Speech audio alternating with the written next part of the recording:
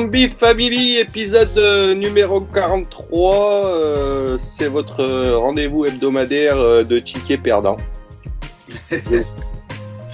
Je vous l'annonce, la semaine dernière sur l'émission, il s'est passé un truc de fou au niveau de YouTube. Je sais pas ce qui se passe dans leur réseau, à mon avis ils ont chopé le coronavirus. On a eu un message que j'ai reçu simplement par mail de Rachel JD par rapport à la dernière vidéo qui nous disait que le match Lyon-Juventus serait annulé et on l'a pas eu sur les commentaires dans l'application YouTube. Donc Rachel, si tu veux t'abonner et remettre un message pour voir si ça marche. Voilà. Même si elle s'est trompée. Même si elle s'est trompée. Même si elle s'est trompée, du coup, oui, parce qu'effectivement, ça devait. Tout le monde parlait d'annulation, et puis finalement, à mon avis, trop d'argent en jeu. Le match a bien eu lieu. Alors. Sinon, comment ça va les zinzins cette semaine? Eh ben, moi plutôt bien, et je comprends pas bien ton analyse de ticket perdant, parce que mine de rien, 2 lignes qui passent. Ouais. 2 lignes qui passent cette semaine. Ouais, non, c'est plus par rapport à la semaine qui arrive. Bon, et ben la semaine qui arrive, si on en parlait la semaine prochaine. On en parlera la semaine prochaine. Bon, on recommence. Bonne réflexion. Du coup, montre-nous le tableau de la semaine dernière, effectivement.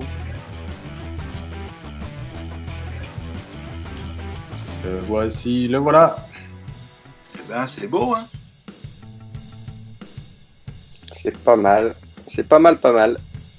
N'empêche que, regardez quand même, les Ottawa Senators qui arrivent à gagner et les Dallas Stars. C'est pas mal. Non, c'est pas mal, c'est une aberration. Ah, c'est une aberration. C'est toi qui vois. C'est une aberration. On aurait eu 3 lignes là. Et ouais. Du coup, des news cette semaine? Pas pour moi, non. 11 non plus. Non, à part que tu t'es juste un petit peu trompé au début, t'as dit le numéro 43, c'était la semaine dernière, 43.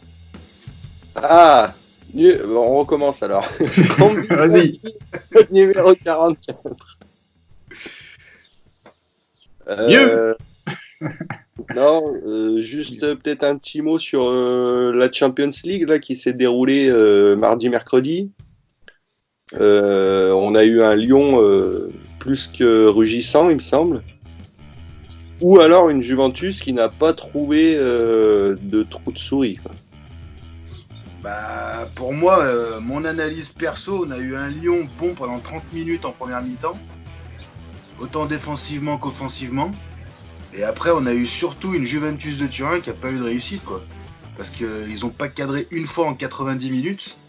Malgré qu'ils aient eu plus d'occasions, plus de possession de balles et tout ce qui s'ensuit, ils n'ont pas réussi à cadrer une fois la cage.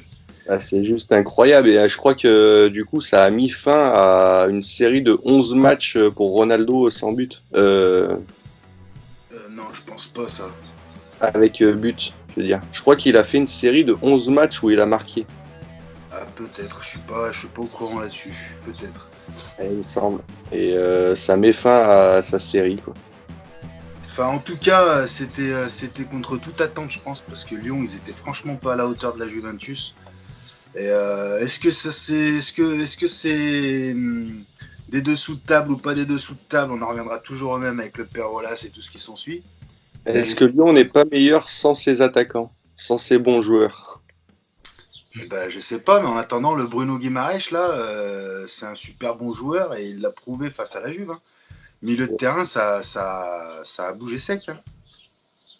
Et ouais.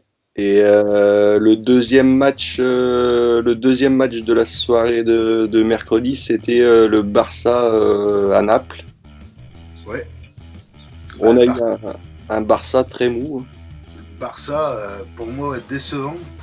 Très mou. Autant le Barça décevant, autant Naples, je les ai trouvés balèzes contre le Barça et ils me déçoivent carrément en championnat italien. Alors pour moi, c'est rien y comprendre.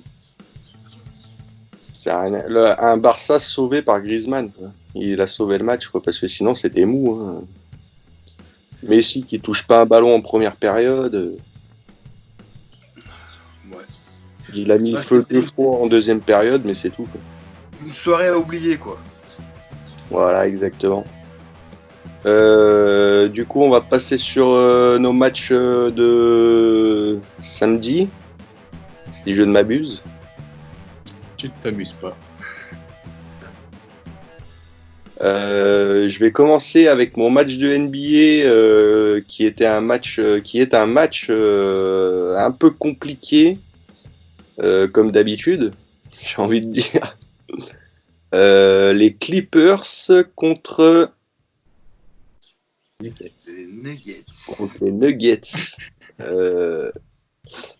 Les Clippers contre les Nuggets. Alors les Clippers, bon c'est toujours, ça reste haut de tableau. Ils sont capables de des fois faire des conneries.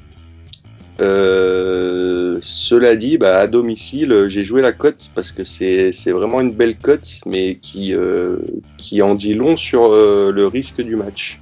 Cote à 1,43. 42. 1,42. Bon, à domicile, ça devrait y aller. Je suis confiant aussi. On enchaîne sur un match de hockey. Ok. Bon, aujourd'hui, pas de grosse conviction en NHL. Alors, je suis parti en France, Ligue Magnus. Ils sont en play-off, apparemment, ils commencent les play-off. Donc, Chamonix-Mont-Blanc contre Grenoble. Il me semble de souvenir, parce que maintenant on n'a plus accès au classement, et de souvenir que Chamonix c'était quand même relativement bon. Mais Grenoble, grosse équipe. Je crois que c'était les premiers, un truc comme ça, ou les deuxièmes. Donc j'ai quand même mis Grenoble, prolongation incluse à 1,20. Belle cote. Petite cote. On enchaîne sur un match de foot. Oui, match de foot Lazio-Bologne. Lazio à la maison. Là, c'est plus par rapport au sprint final. Hein. La Lazio, il joue rien du tout. Bologne, il joue rien du tout. Enfin, du moins en dehors du championnat. Donc, Bologne classé 10e, la Lazio classé 2e à 1 point de la Juve. J'ai envie de dire, s'ils ont envie de tenir le wagon, ils n'ont pas d'autre choix que de gagner. Je pense que la Lazio va faire le job. Donc, du moins, je l'espère fortement. Deuxième plus grosse attaque du championnat derrière l'Atalanta Bergame, mais devant la Juve, devant l'Inter, devant Milan. Je pense que c'est pas mal quand même au niveau de l'offensif. Donc voilà, Lazio gagnante sec à 1,57, il me semble, ou 1,40, non, 1,57. Sec. Ok, un ticket. Est-ce qu'on a un ticket cette semaine? De suite. Un ticket, attends, un ticket avec les... Tout est bien... Tout est bien et qui finit bien. Une cote totale donc de 2,68 les amis. Belle cote. Grosse cote, gros gain, gros respect, hein, comme ils disent si bien. Une mise cachée, on vous laisse deviner combien on a misé sur ce ticket. Nos partenaires. Particulier. Nos partenaires de tous les exploits, nos partenaires, fidèles partenaires. Eh ben, vendredi soir, veille de week-end, je vous souhaite un bon week-end. Ouais, et moi je vous souhaite de bien vous éclater parce qu'il y a quand même du lourd ce week-end. Saint-Etienne-Lyon, Juventus, Inter de Milan, Real de Madrid, FC Barcelone. À mon avis, la beIN Sport, RMC Sport, ça va chauffer sec. Ça va prendre des abonnements dans tous les sens là ce week-end. Ouais. À mon avis, c'est le combi fou qui va chauffer sec. Ça va chauffer sec. Allez, bonne chance à personne. Allez. Bonne chance et bon pari.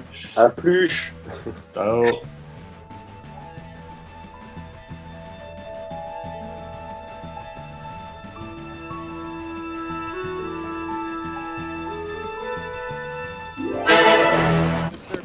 turn into something.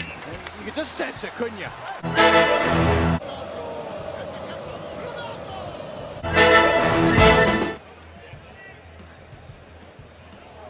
Totally defenseless. And then you can see when the arms clinch tighten in that span.